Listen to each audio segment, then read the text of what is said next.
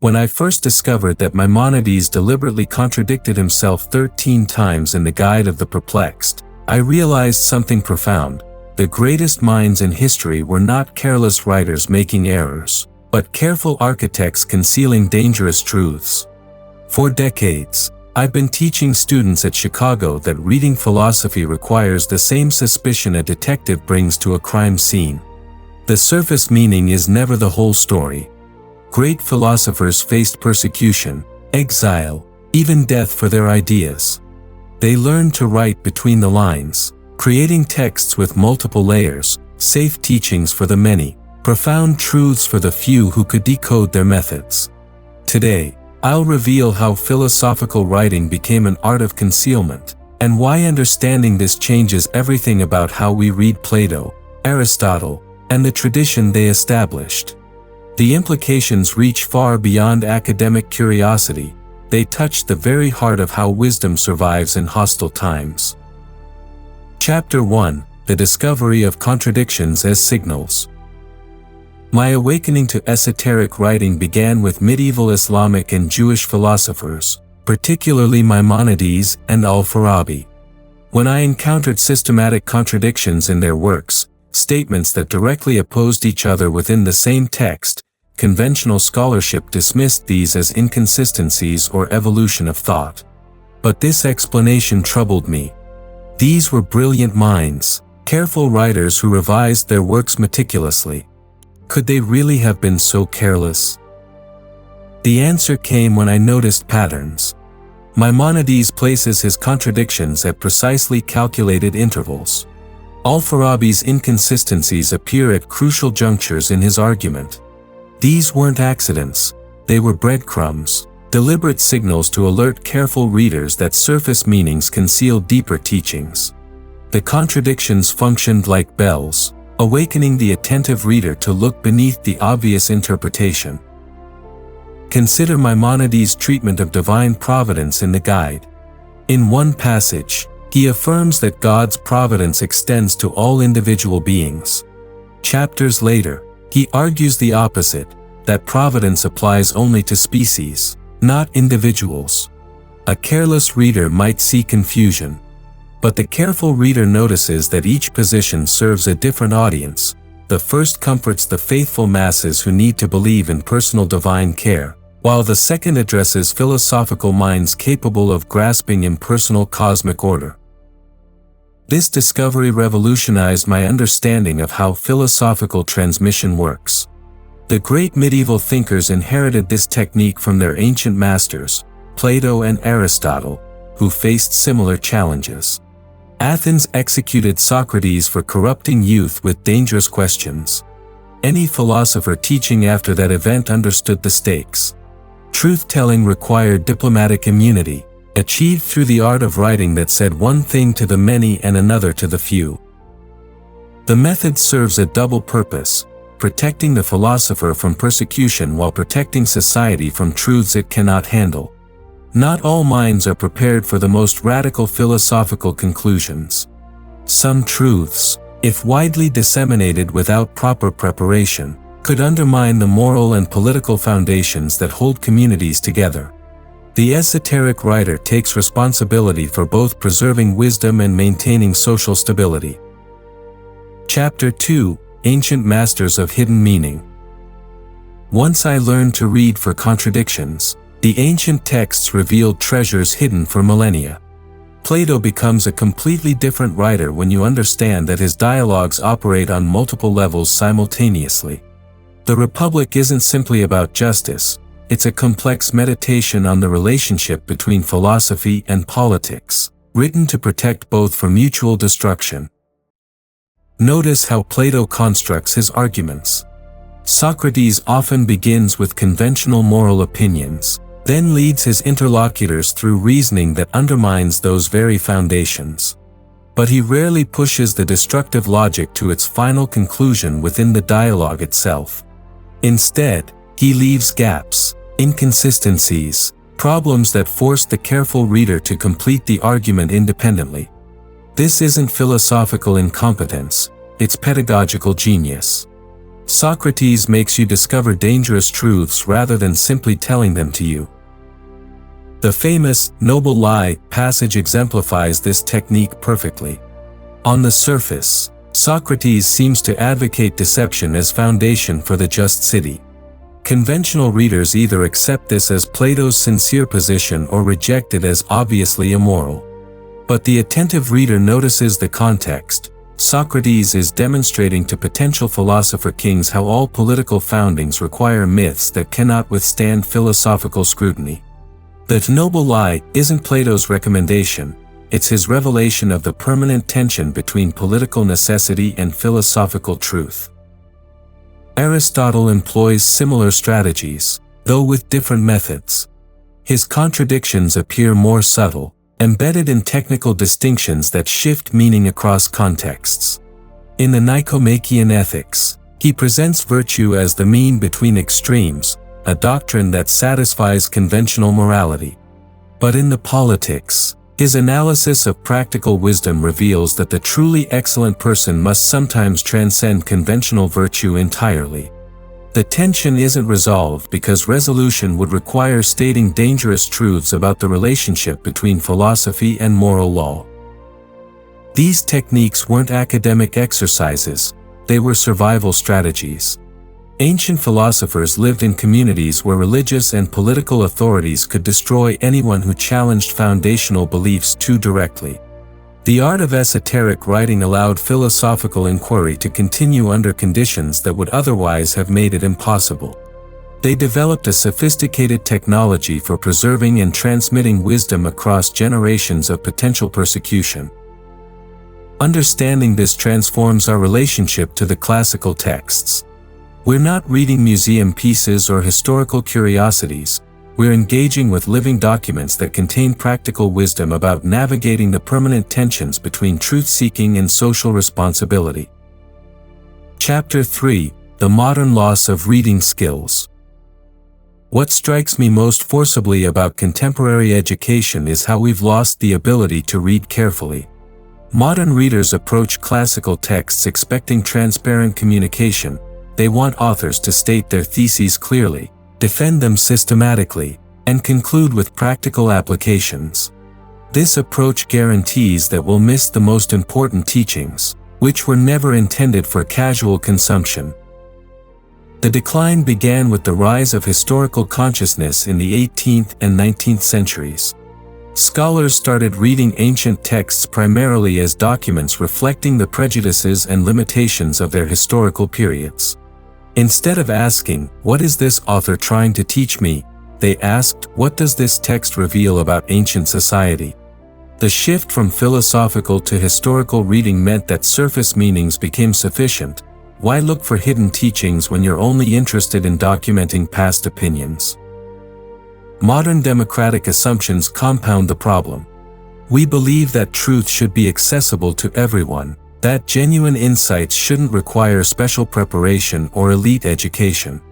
This egalitarian approach to knowledge makes esoteric writing seem undemocratic, even immoral.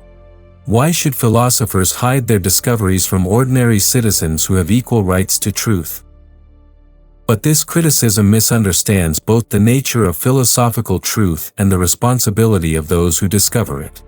Consider what happens when profound philosophical insights become popular slogans.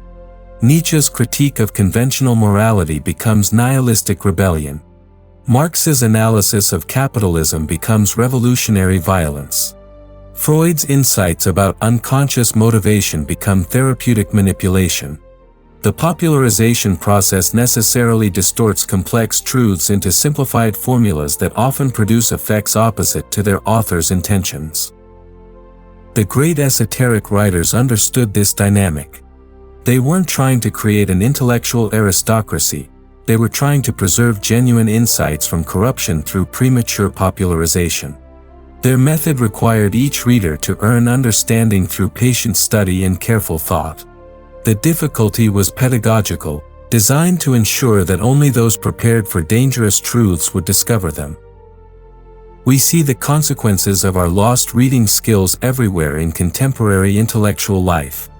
Students expect professors to provide clear answers to fundamental questions rather than teaching them how to think about those questions responsibly. Scholars publish interpretations based on casual readings that miss obvious textual signals. Political leaders quote classical authorities without understanding the contexts that qualified their statements.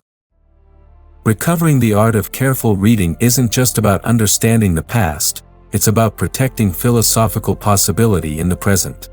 When we learn to read between the lines, we develop the intellectual habits necessary for navigating our own complex relationship between truth and social responsibility. Chapter 4: Modern Philosophy's Dangerous Transparency. The decisive break with esoteric writing occurred in the 17th century, when thinkers like Bacon, Descartes, and Spinoza proclaimed new methods for achieving certain knowledge about nature and society. These modern founders promised that philosophical truth could be made accessible to any educated person through proper method, eliminating the need for the careful, indirect communication that had characterized classical philosophy. Bacon explicitly rejected the ancient approach, declaring that knowledge should be pursued for the relief of man's estate, rather than hidden in elite circles. His vision of science as power over nature required widespread dissemination of discoveries. The new philosophy would transform society by giving ordinary people the tools to understand and control their environment. Secrecy became the enemy of progress. Descartes developed a method designed to make philosophical reasoning as clear and distinct as mathematical demonstration. His discourse on method reads like an instruction manual, promising that anyone who follows his rules will achieve the same certain results. The esoteric writer's careful attention to audience disappears, replaced by confidence that truth is both universal and transparent. But observe the results of this modern transparency. Hobbes's clear account of human nature as fundamentally selfish helped justify political systems based on manipulation and control. Rousseau's straightforward criticism of civilization inspired revolutionary movements that destroyed traditional institutions without being able to replace them with anything stable. Marx's scientific analysis of history provided blueprints for totalitarian regimes that crushed human dignity in the name of liberation. The pattern repeats itself. Modern philosophers state their radical conclusions directly, without the protective layers that esoteric writers used to prevent misunderstanding and misapplication. The clarity that was supposed to serve human flourishing often produces effects that undermine the very values the philosophers claimed to support. Contemporary academic philosophy continues this pattern, perhaps even more destructively. Professors publish papers that deconstruct traditional moral concepts without considering how these critiques might affect students who lack the philosophical preparation to reconstruct meaningful alternatives. The academic reward system encourages novel interpretations and radical theses, regardless of their effects on readers who encounter them outside scholarly contexts. The modern commitment to transparency rests on optimistic assumptions about human nature and social progress that the ancient esoteric writers would have found naive. We assume that people generally use knowledge responsibly, that societies naturally evolve toward greater justice and wisdom, that truth-telling always serves good purposes. But experience suggests otherwise. The most important truths are also the most dangerous, precisely because they challenge the foundations on which individuals and communities build their lives. This doesn't mean returning to medieval secrecy or abandoning the modern scientific project. Rather, it means recovering the ancient insight that philosophical responsibility includes careful attention to the effects of our teaching on those who receive it. Chapter 5: The Theological Political Problem. Nothing reveals the necessity of esoteric writing more clearly than the permanent tension between philosophical reason and religious revelation. Both claim access to ultimate truth, yet they often reach contradictory conclusions about fundamental questions. How should philosophers navigate this conflict without destroying either the life of reason or the communities that depend on revealed guidance? Medieval Islamic, Jewish, and Christian philosophers faced this problem most acutely. They lived in societies where religious authorities possessed both intellectual and political power. Direct challenges to theological doctrines could result in exile, imprisonment, or death. Yet these thinkers were also committed to following rational argument wherever it led, even when it conflicted with revealed teachings. Their solution was the development of sophisticated techniques for addressing both audiences simultaneously. Maimonides writes the Guide of the Perplexed for Jews troubled by apparent conflicts between Aristotelian philosophy and biblical teaching. On the surface, he resolves these conflicts by showing how reason confirms revelation. But careful readers discover a more complex teaching, that apparent harmony between philosophy and theology actually conceals fundamental disagreements about the nature of God, creation, and providence. Consider Maimonides' treatment of divine attributes. Conventional theology assumes that we can speak meaningfully about God's wisdom, justice, and mercy. Maimonides appears to support this view, offering elaborate explanations of how divine attributes relate to God's essence.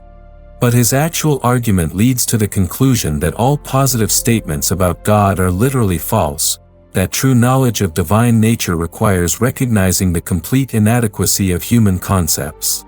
This teaching satisfies neither conventional believers nor conventional philosophers, but it opens a space for a more sophisticated understanding that transcends both perspectives. Similar patterns appear in Islamic and Christian medieval philosophy. Al-Farabi writes about the perfect state in ways that seem to harmonize Platonic political philosophy with Islamic law. But attentive readers notice that his perfect state requires conditions that make it practically impossible, suggesting that the real lesson concerns the permanent gap between philosophical ideals and political realities. Aquinas develops elaborate syntheses of Aristotelian philosophy and Christian doctrine, but his most careful arguments reveal points where reason and revelation simply cannot be reconciled. The modern world hasn't eliminated this theological political problem, it has simply changed its form. Contemporary secular societies claim to be based on reason rather than revelation, but they maintain quasi-religious commitments to values like equality, progress, and individual rights that cannot be fully justified through rational argument alone. Modern philosophers who challenge these foundational assumptions face forms of persecution that parallel what medieval thinkers experienced from religious authorities. The art of esoteric writing remains relevant because the underlying problem persists. Philosophical reason naturally tends toward conclusions that destabilize the moral and political foundations of any actual community.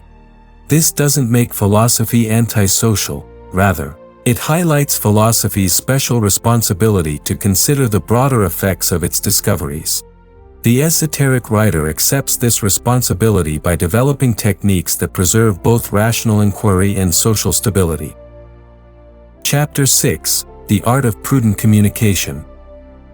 The most sophisticated esoteric writers understood that the art of philosophical communication requires different approaches for different types of readers. Not every mind is prepared for the same level of truth, and not every social situation can tolerate the same degree of frankness. This recognition led to the development of what I call prudent communication, writing techniques that simultaneously protect, educate, and challenge readers according to their capacities. Plato provides the most elegant example of this art in his use of dramatic irony. When Socrates claims to know nothing while demonstrating superior wisdom, casual readers might take his protestations of ignorance at face value. They come away thinking that Socratic wisdom consists in recognizing the limits of human knowledge, a comforting conclusion that doesn't threaten their existing beliefs. But careful readers recognize that Socrates' profession of ignorance is actually a demonstration of his knowledge about the most important things, particularly the difference between genuine wisdom and conventional opinion. This technique allows Plato to accomplish multiple objectives simultaneously. He protects Socrates, and himself, from charges of corrupting youth by having his protagonist explicitly deny teaching anything. He educates potential philosophers by showing them how to distinguish between appearance and reality in both knowledge and politics. And he challenges conventional authorities by demonstrating their intellectual inadequacy without stating this conclusion directly. The method requires extraordinary literary skill and philosophical sophistication. The writer must construct arguments that function coherently at multiple levels, ensuring that each type of reader receives appropriate guidance without compromising the integrity of the whole. This explains why the greatest esoteric writers, Plato, Maimonides, Spinoza, are also masters of literary form. Their philosophical content cannot be separated from their artistic technique. Modern readers often miss these subtleties because we've lost appreciation for the relationship between form and content in serious writing. We expect philosophical arguments to be presented in standardized academic formats, clear thesis statements, systematic development, explicit conclusions. But this approach eliminates precisely those features that made classical philosophical writing both safe and profound. Consider how this applies to contemporary challenges. When philosophers today address controversial topics, the nature of human differences, the foundations of moral obligation, the relationship between individual freedom and social order, they face pressures similar to those confronted by ancient and medieval thinkers. Direct statements risk professional ostracism or political persecution. Yet evasion serves neither truth nor society. The art of prudent communication offers resources for navigating these difficulties. Instead of stating controversial conclusions directly, contemporary philosophers might follow classical models by creating tensions between different parts of their arguments, allowing careful readers to discover implications that couldn't be stated safely. They might use historical analysis to explore contemporary problems indirectly, or develop theoretical frameworks that illuminate practical issues without advocating specific policies. This approach requires both intellectual honesty and social responsibility.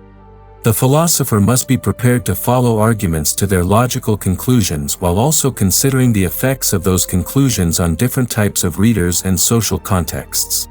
The goal isn't deception or manipulation, but rather the preservation and transmission of wisdom under conditions that make straightforward communication dangerous or counterproductive. Chapter 7: Recovering the Lost Art. Learning to read esoterically isn't just about understanding the past, it's about developing intellectual virtues necessary for philosophical life in any period. The careful attention to textual details, the patience required for slow reading, the suspicion of surface meanings, and the ability to hold multiple interpretations in tension all contribute to the formation of philosophical character. Begin with the assumption that great texts contain more than they appear to contain. When you encounter passages that seem obvious, ask what purposes the obviousness might serve. When you find contradictions, resist the temptation to harmonize them too quickly. Instead, explore what the tensions might be teaching. When authors make statements that seem out of character or context, consider whether they might be signaling alternative interpretations. The Republic provides an excellent practice ground for developing these skills. Start with the famous analogy of the cave. Most readers focus on the epistemological message about enlightenment and education. But notice how Plato constructs the narrative. The philosopher who returns to help the prisoners is threatened with death. This detail isn't incidental. It reveals Plato's awareness that philosophical enlightenment creates political problems that can't be solved through education alone.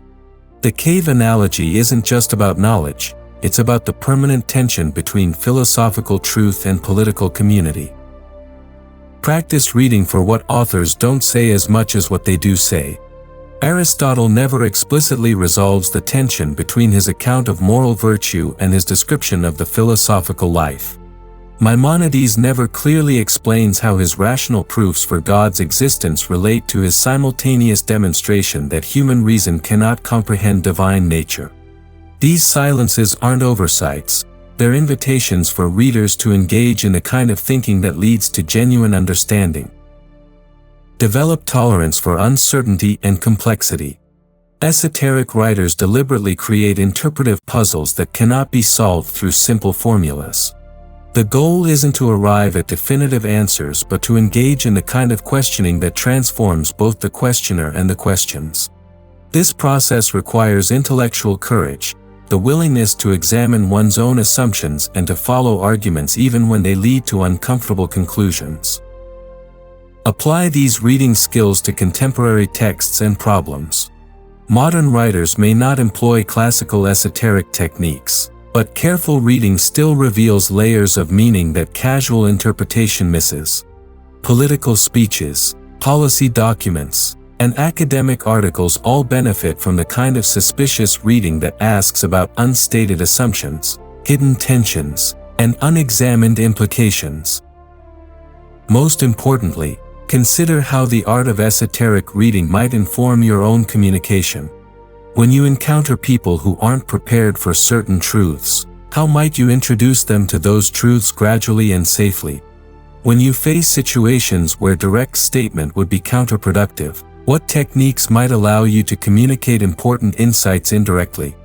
When you must navigate between intellectual honesty and social responsibility, how can you honor both obligations? The goal isn't to become manipulative or deceptive, but to develop the wisdom necessary for effective philosophical communication. This includes understanding your audience, considering the broader effects of your words, and taking responsibility for how your ideas might be received and applied.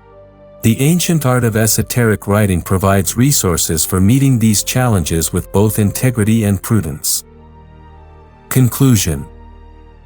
The discovery of esoteric writing reveals that the greatest philosophical texts are not museum pieces but living documents that continue to teach anyone willing to learn their language.